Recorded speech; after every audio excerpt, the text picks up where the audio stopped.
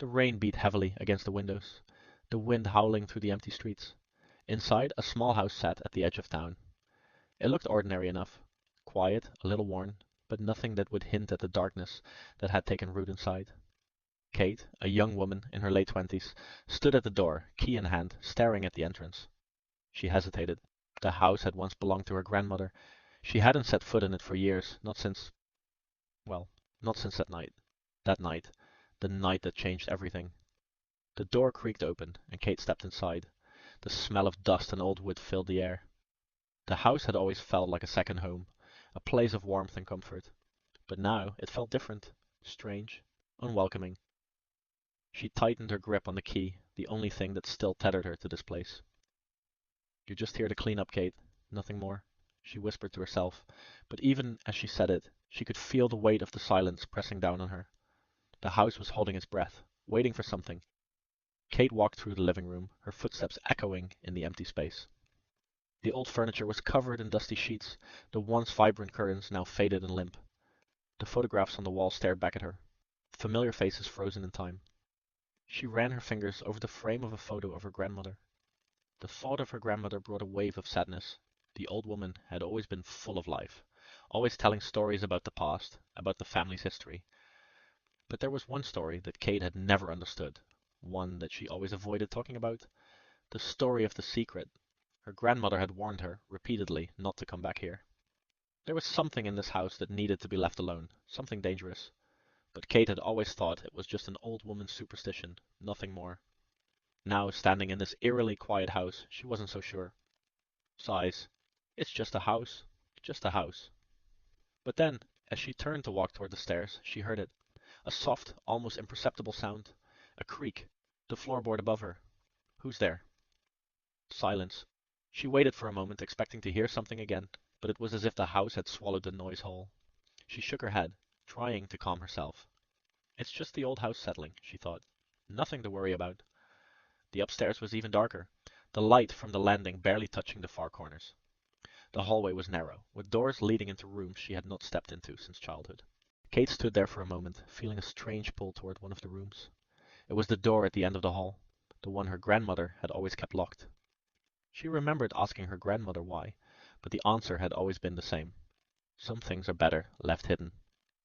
Now, standing before it, Kate felt her heart racing. She hadn't intended to go there. She had come to clean, to sort through the old belongings, to finally put this place to rest. But something about that door. That locked door. She reached for the doorknob, her hand trembling. The old brass handle felt cold under her fingers. She hesitated for a moment before twisting it. I shouldn't do this. It's probably nothing. But the door opened, creaking as it moved. The room was small, just a storage space filled with boxes and old furniture.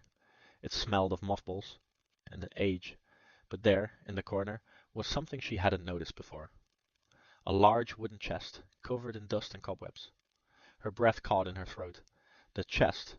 Her grandmother had never mentioned it. Kate stepped forward, moving closer. The chest seemed out of place in this room, as though it didn't belong. She crouched down, brushing away the dust on its surface. What are you hiding? Her hands were shaking as she tried to lift the lid, but it wouldn't budge. She tugged harder, feeling the resistance, until finally the chest creaked open. Inside there was only one thing, an old tattered book. The cover was cracked, and the pages inside looked fragile, yellowed with age. It looked ancient. Curiosity overwhelmed her, and she reached inside to pull it out. The moment her fingers brushed the book, a cold chill swept through the room. She froze, staring at the book in her hands. There was something about it, something that made her feel uneasy. What is this? The pages were filled with strange symbols, written in a language Kate didn't recognize. She flipped through it, but it was difficult to make sense of. The words seemed to move on the page, shifting and changing like they were alive. Then she turned to a page in the middle of the book. It was a drawing, an intricate symbol surrounded by a circle. The lines seemed to pulse as if they had a life of their own.